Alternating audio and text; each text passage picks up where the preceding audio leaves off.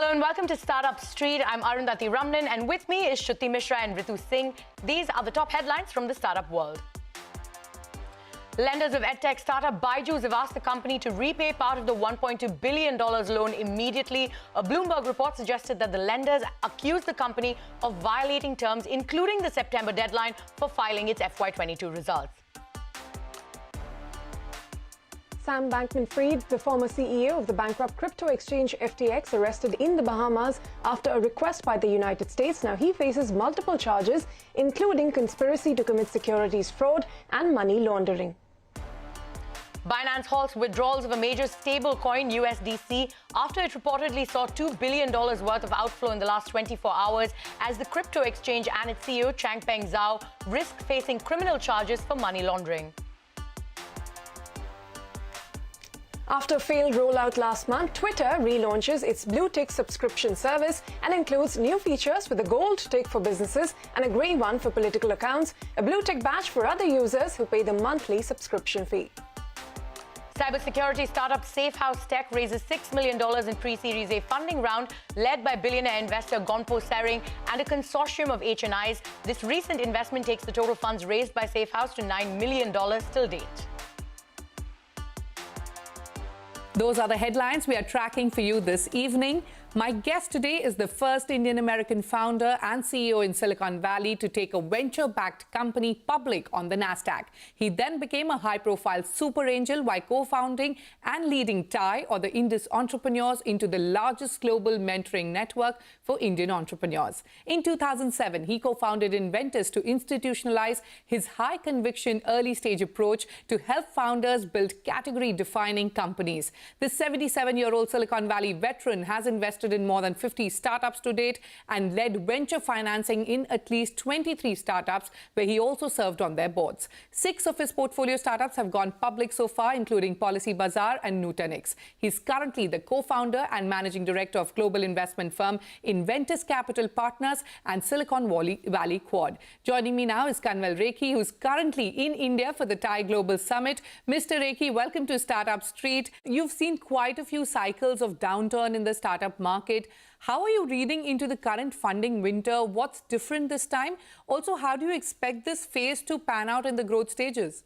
What has happened in India, and also to some extent in the US also, but mostly in India, you ended up having entrepreneurs getting lots of money before their business models were mature, before they have a positive unit economics.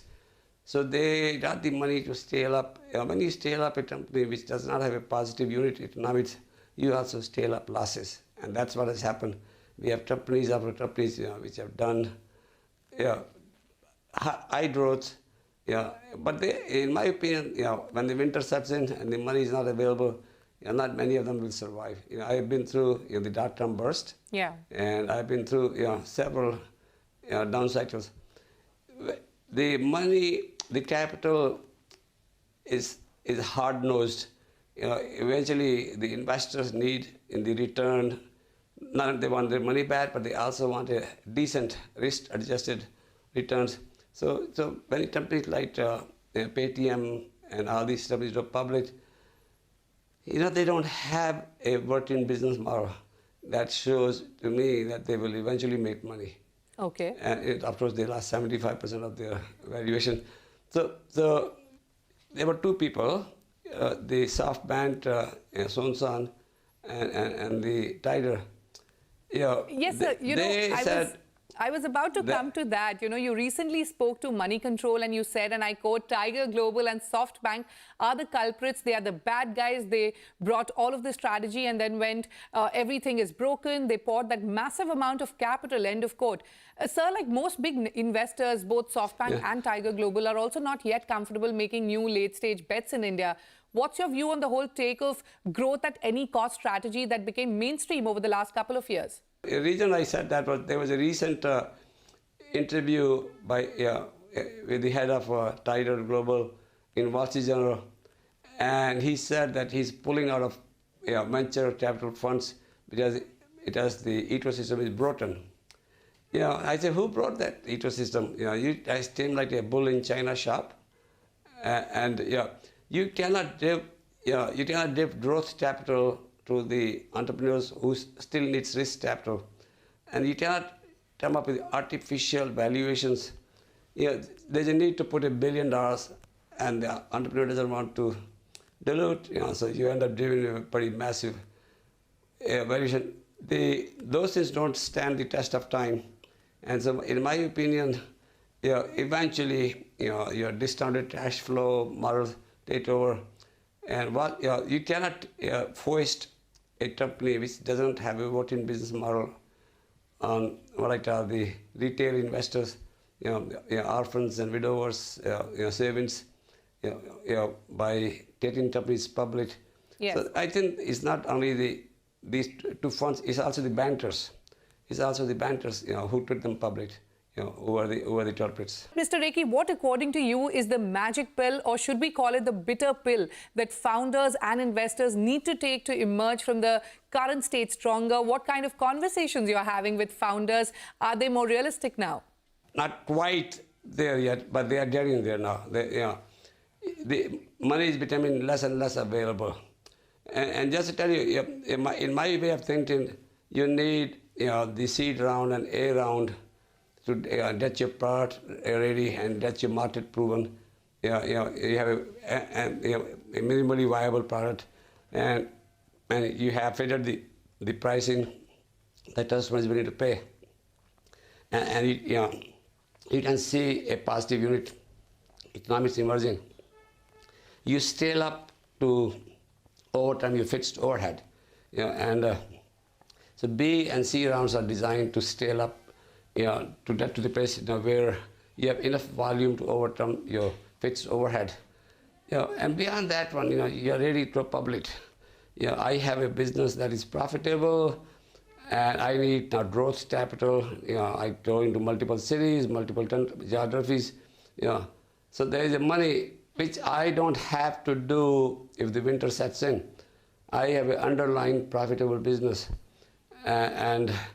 but if market is giving me a reasonable amount of valuation, I will take that money as a growth capital. All right, sir. One final question before I let you go. Speaking of 2023, is the funding winter over? Will we see startups heading for IPOs? What is in store for 2023? What do you see happening? 2024 is election in the US and election in India. Politicians will do whatever they need to do to turn things around. So I don't know. I don't think we're going to head south. But looking from India's perspective, China has messed up a little bit by doing up for entrepreneurs and these lockdowns on the COVID. Europe is somewhat pinned down because of Ukraine, and US is somewhat focused on Ukraine to defeat Russia. India is a place where things are happening, lots of optimism. 150,000 entrepreneurs, new startups, money is flowing into India. So I don't see any trouble in India. Okay. But my basic sense is lack of availability of growth capital is very good. It will instill discipline. All right, so lack of availability of growth capital is good. It will instill discipline in startups, and there is no trouble for the Indian startup ecosystem as far as 2023 or 2024 goes. Mr. Rekhi, on that optimistic note, we'll have to wrap up our conversation. Many thanks for joining us on Startup Street. It was an absolute pleasure talking to you. Yeah, thank you, Shruti. Thank you. Well, that seems to be the common theme coming out of many of the prominent people we've spoken to, that this funding winter will probably lead to better times for startups. Now, the TiE Global Summit is currently on in Hyderabad in the presence of venture investors and startups to discuss issues of building a sustainable startup ecosystem and the future of technology. My colleague Aishwarya Anand caught up with Murali Bukkapattanam, who is the Vice Chairman of of TiE Global and Co-Chair of TiE Global Summit 2022. Take a look at what he said. For the first time after the pandemic, we are doing a large TiE event, and that too in Hyderabad, my hometown, the 7th TiE Global Summit.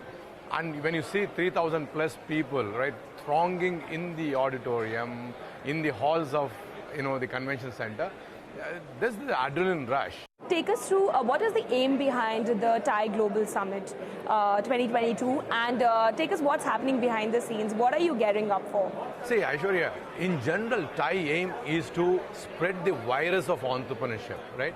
We don't say that there is something is going to happen right now and there, but we want to create that virus, we want to inject that, right? It could be investments, it could be networking, it could be mentoring, right?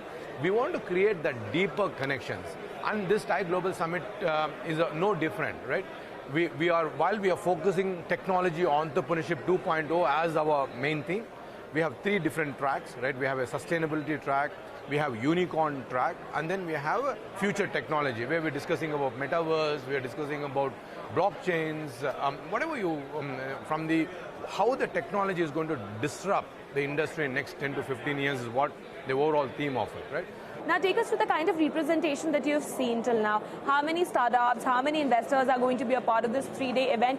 And also, a lot of these young startups have made their pitches for the first time. Can you give us some of the interesting ones that you found to be, who actually had something really interesting to pitch? So unfortunately, if I gave one startup, then I'm going to bring injustice to the other startups because I found so many exciting, right?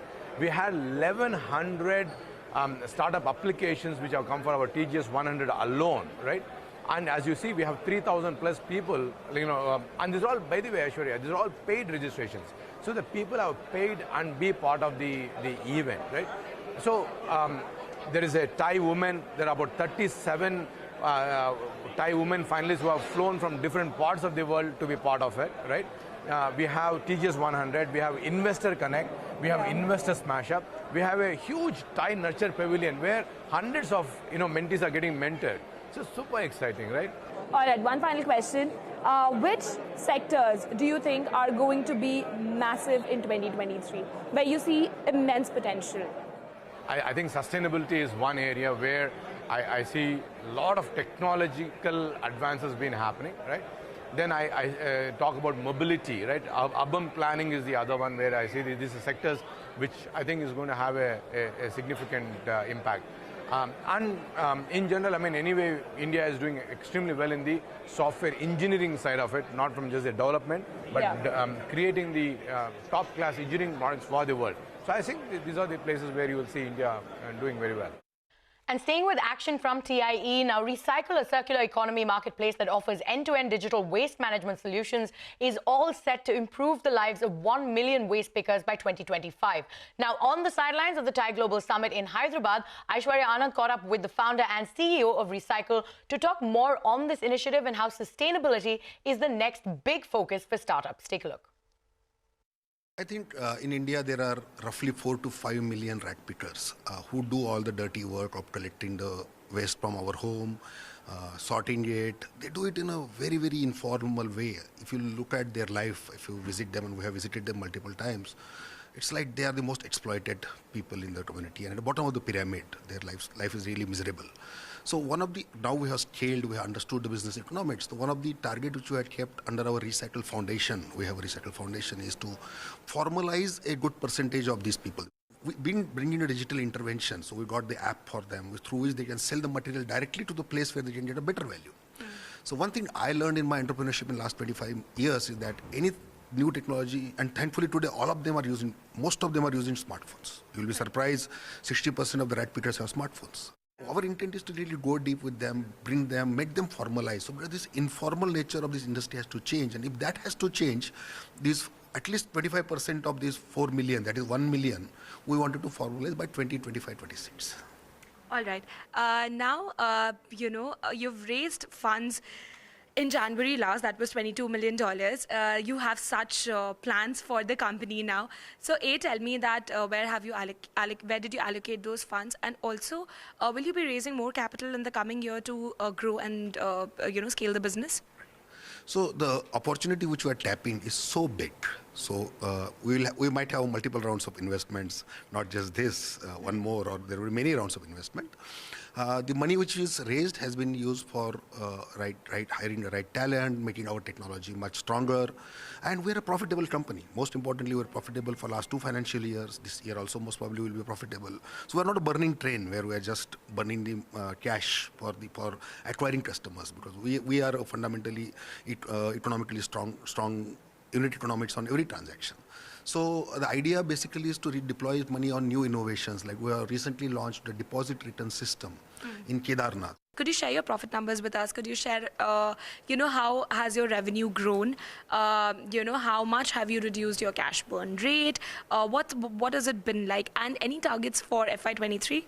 So I think our journey of first 3 years, we invested on understanding the space, understanding the market, working with every stakeholder. So there was the investment phase. And then the last 2 years have been profitable. Last year, we did around 200 crores of top line on our business and minor profits, like smaller profits in that. The focus was not profitability, but really don't burn cash at the end of the day, right? And we don't need to really burn cash in this business. We don't need to do TV advertisements or full-page advertisement, but this is a different business altogether. As far as this year concerned, we are looking to almost grow 5x. So 1,000 crore is our target. Now, Uber's Senior Vice President and Chief Legal Officer Tony West claims that they are the largest employer in India after the Indian Army and Indian Railways and have unlocked 44,600 crore rupees of economic potential. In an exclusive conversation with CNBC-TV18, West added that Uber is open to providing social security benefits to its drivers in India, but cautions that it should not be hard-coded into the law.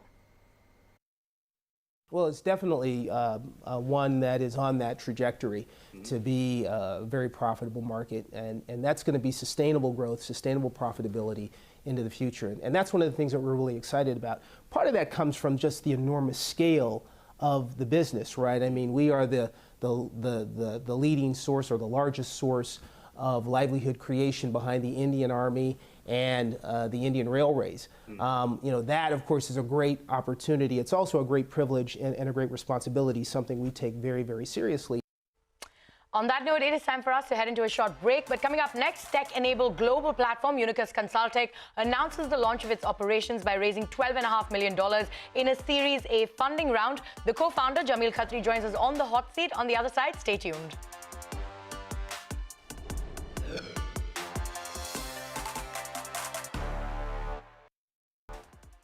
Welcome back. You're still with us on Startup Street. Now, Unicus Consultech, a tech-enabled global platform that offers ESG and accounting and reporting consulting, announced the launch of its operations by raising $12.5 million in a Series A funding round for a minority stake sale just last week. Now, Unicus seeks to transform consulting by deeply integrating technology and using a cloud delivery model to serve clients across national boundaries. Joining me now is one of the co-founders of the company, Jamil Khatri, to talk to us about what's on offer at the company and the targets that they've set for themselves.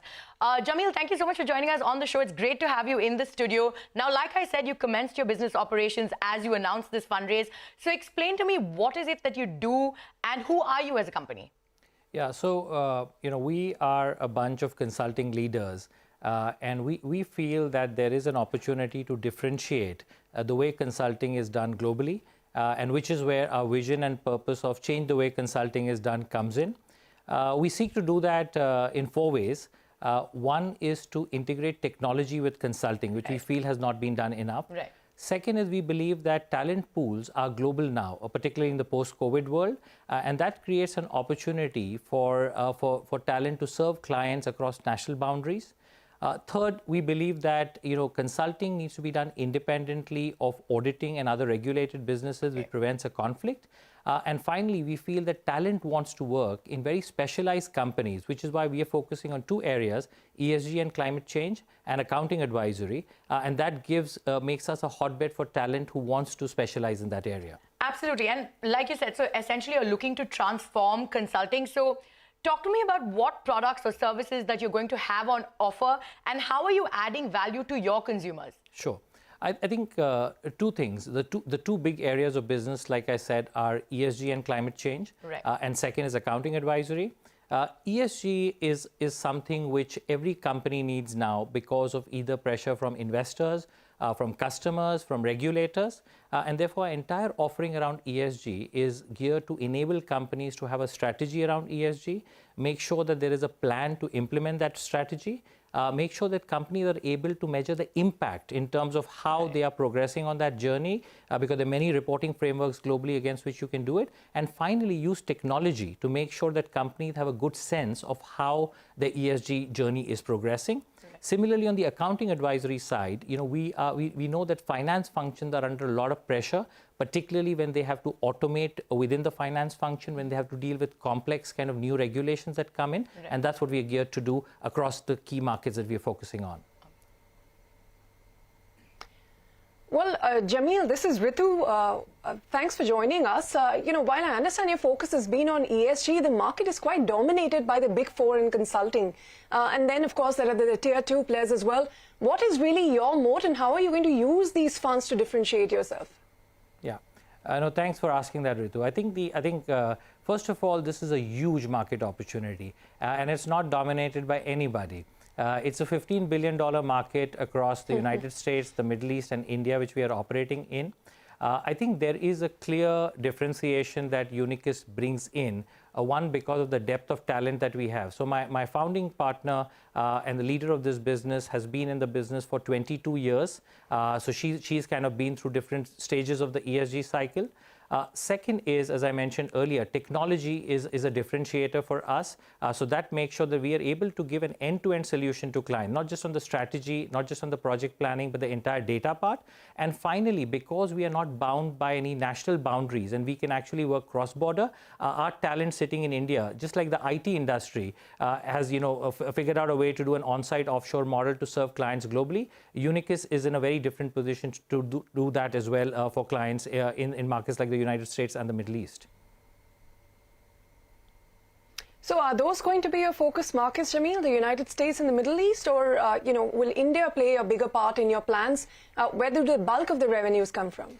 We see each of these three markets to be a key market for us because the drivers in each market are very different. So, for example, in the US, there is a big focus on ESG reporting because of regulations under the Biden administration. We believe that's going to be a very big opportunity going forward. So we're going to equally focus on each of these three markets. And ultimately, we feel that 80% of our revenues at the end of 5 years will come from the global markets. All right, so you're going to focus on all three of them evenly and 80% from global markets. But let me also talk about the funds that you've raised now. What are you going to use these funds for? Also, you acquired Sustain Plus for ESG expertise. So talk to us about this acquisition. What's your inorganic growth plan? And how do you plan to fund this acquisition? How are you funding it? Yeah, so I think one of the big reasons, so the entire consulting business is a cash-generating business. Right. We are a 25% EBITDA business 2-3 years down the line. Yeah. The reason why we wanted the funding is exactly so that we could invest in the technology and acquisition like Sustain Plus right up front. So part of the funding will go towards our technology build, which we believe is very essential. Part of it will go in roll-ups like Sustain Plus, which we have done, and other acquisitions that we will do along the way. In terms of your question on inorganic growth, several people, have approached us. They see Unicus as an amazing platform for ESG talent. Right. So we're evaluating all of them. At the right time, when there's an opportunity, we'll do roll-ups. But at this point in time, we think we're very well set for a big organic growth over the next few years. All right. All right, so you are poised for growth in the next couple of years organically, so that's what you're saying. Jamil, thank you so much for coming to the studio and joining us here. We wish you all the best, and we'll keep in touch with you and see how the company grows in the next couple of years. Thank you very much for having me on the show. Thank you. Well, on that note, it is a wrap on this edition of Startup Street. More news and updates coming up on the other side. Stay tuned.